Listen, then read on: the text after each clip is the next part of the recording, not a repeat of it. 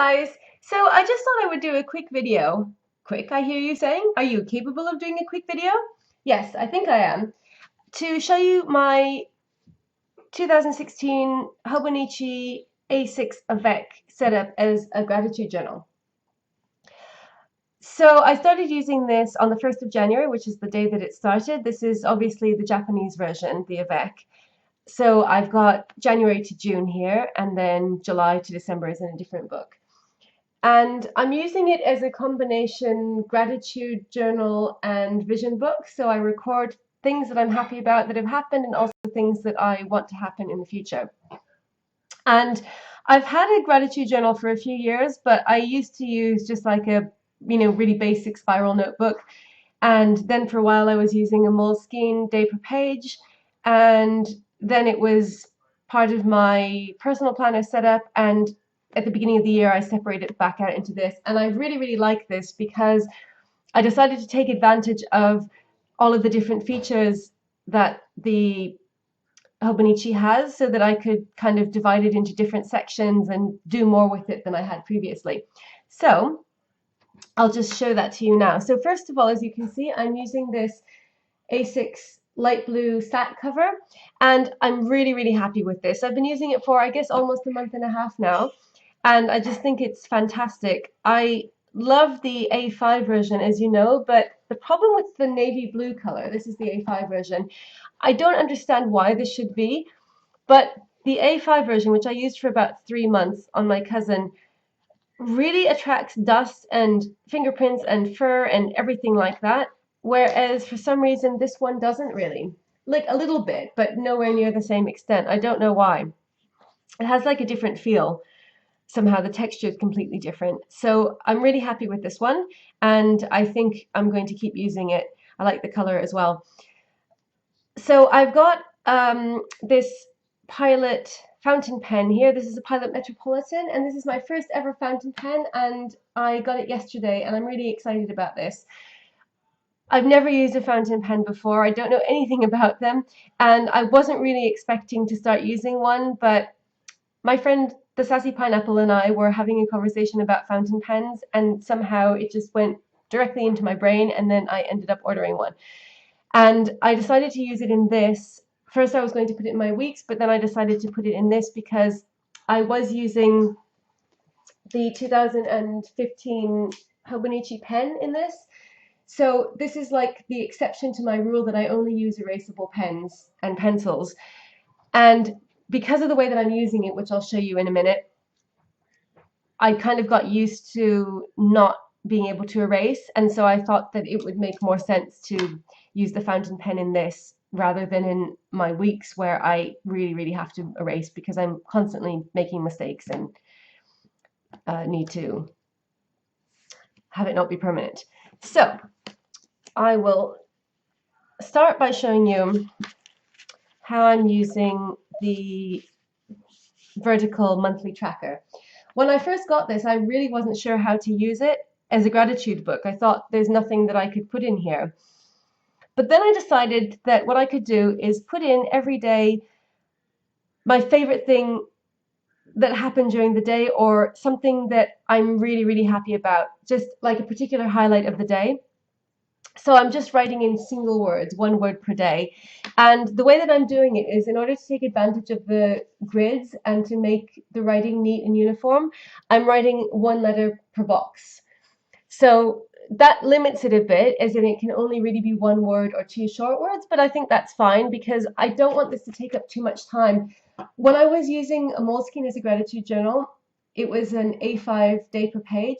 So there were like, I don't know, maybe 20 lines per page at least, and I felt like I had to fill them up, and so I was trying to write these really long lists, and it just became an onerous task. And instead of something that makes you happy, which I think is kind of the point of a gratitude journal, it just felt like a burden, and so I realized that that wasn't good, and it's better to have something that's very contained and small, at least for me. So I've just put in things like planners, dreads, because I've got dreadlocks, which I'm really excited about, planners again, minimalism, zero waste, vegan, planners, doki discs because of the Doki book, Disc Agenda Diva, that's still on its way. I'm still waiting for it. And I've written just a lot Panda, my dog, because he's been sick. So yeah, there are no particular rules. It just is the thing that I'm particularly happy about that day in the moment when I write it down. Then if we go over to the month on 2-page spread, I've been using that to write down the thing that I'm most looking forward to that day. So I try to do this in the morning, or at least by the early afternoon. And it helps that I'm working from home this year, so I don't have to like get up super early to do it. But I think that maybe when I'm going to go into university, like on days that I go in, I'll bring it with me so that I can do it on the underground. Because I really, really like this. It somehow gives a positive spin to the day, just writing down, like picking one thing that I'm really looking forward to. So, for example, this was January. So I wrote down, let's see, like working with my Zinidori, going to the cinema, making my new video, seeing Panda when he was in hospital recently, just stuff like that. So again, like I don't put too much thought into it. I just think of the thing that I'm most happy about, or that I'm most looking forward to in the day, and then that like kind of makes me feel like I have something exciting to focus on for the day, something to look forward to. I don't really go back to it afterwards, like to see, how that turned out or anything. Well, I kind of do in a way, but it's not like super systematic. It's just it sort of makes me happy at the time to think that there's something awesome that's going to happen that day. So it's a nice way to focus on that. For a while, when I was using this pen that had the 3 different colors, I felt like I should take advantage of them rather than just writing everything in black. And so I started writing, you can see where I switched over. I started writing the things that I was the thing that I was most happy about in red, and then the thing that I was most looking forward to in blue. But then I started using the fountain pen, and so it's just a big mishmash of colors, which I'm not happy about, obviously. Being an OCD planner nerd, I didn't want that. I wanted it to be all perfectly uniform and beautiful, but it's not, and really it doesn't matter, because I guess this way it's just a mosaic of the different pens and things that I was using throughout the year, so it's fine. So then when we get into the actual daily pages themselves, this is where most of it goes on.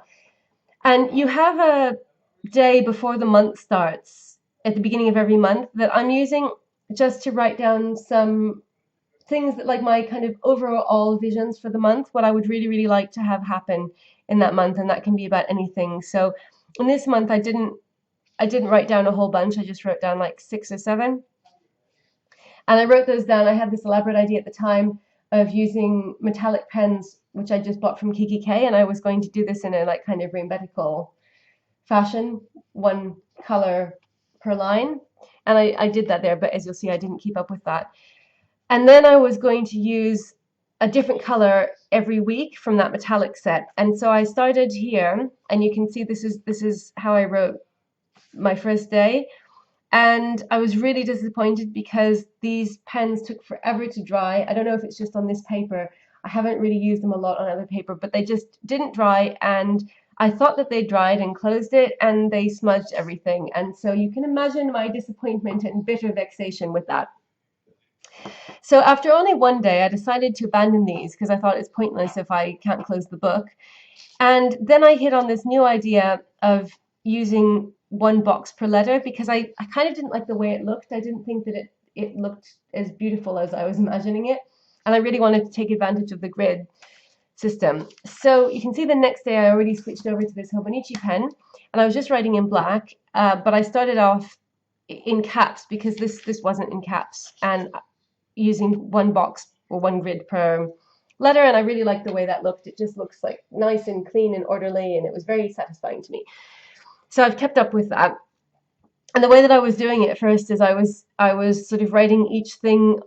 I was leaving a space between every item that I wrote, and I went on with that for a while. And then after a while I switched because I decided that that wasn't really giving me enough room. If I wanted to write more things, I wanted to have enough room for it, because my idea is that if I'm feeling stressed or anxious during the day, I can go and write some things that I'm happy about just to kind of as a mood shifter. So I didn't want to feel like I had to fill up the page, but I just thought it would be nice to have the opportunity if I needed to. So let me show you what happens here, because then it's easier to see how I use it. So I've had the same system, but it kind of evolved so that I stopped writing on every other line, and I just started writing on every line. But if I had one item that went over one line, then I would indent, I would go one grid in. So how I do it is like this.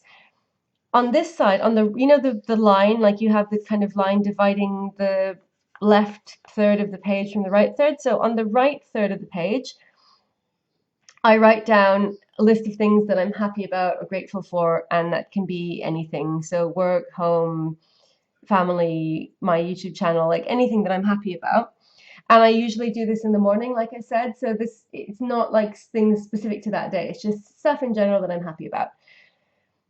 So I've got like planner videos, minimalism, nice YouTube comments, going zero waste, my Zinni Dory, just stuff like that. And I just write down like kind of usually about this much, but it's sort of as much as I feel like and have time for.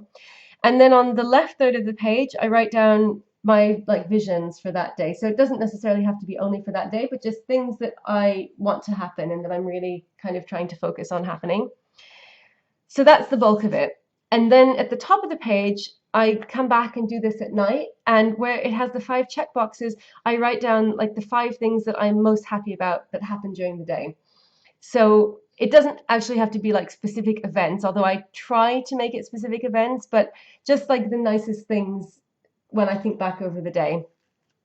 So it could be something, kind of more ongoing, but I'm trying to write down things that happen during the day. Then around here, I started doing the color coding. So I started to write the vision side in blue and then the highlights of the day in red.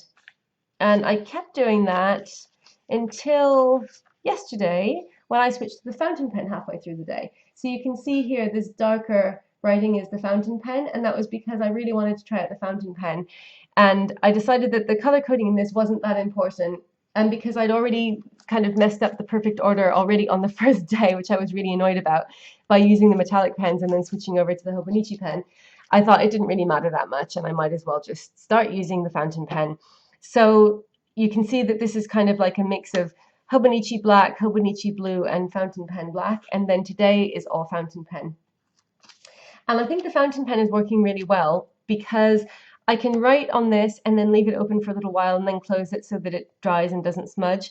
And because I'm not really in a hurry when I write this, there's less danger of the ink smudging. I'm still getting used to the fountain pen, and I thought this would be a good way to try it out because, as you can see, I don't have to write a lot and it's very controlled because it's all in the boxes.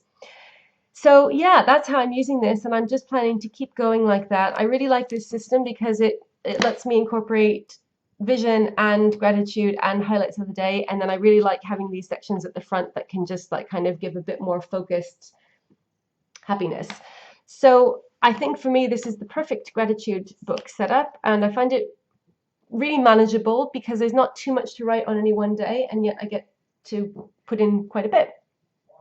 So I hope that you enjoyed that, and that it might be helpful if you're kind of thinking of a use for the A6 Hobonichi, or trying to sort of think of a way to set up your gratitude book. Not that I'm saying this is the ideal way, but I think it works really well, and the Hobonichi A6 just seems to be ideally suited to that, for me anyway. So thank you so much for watching as always, and I will be back soon with another video. Bye.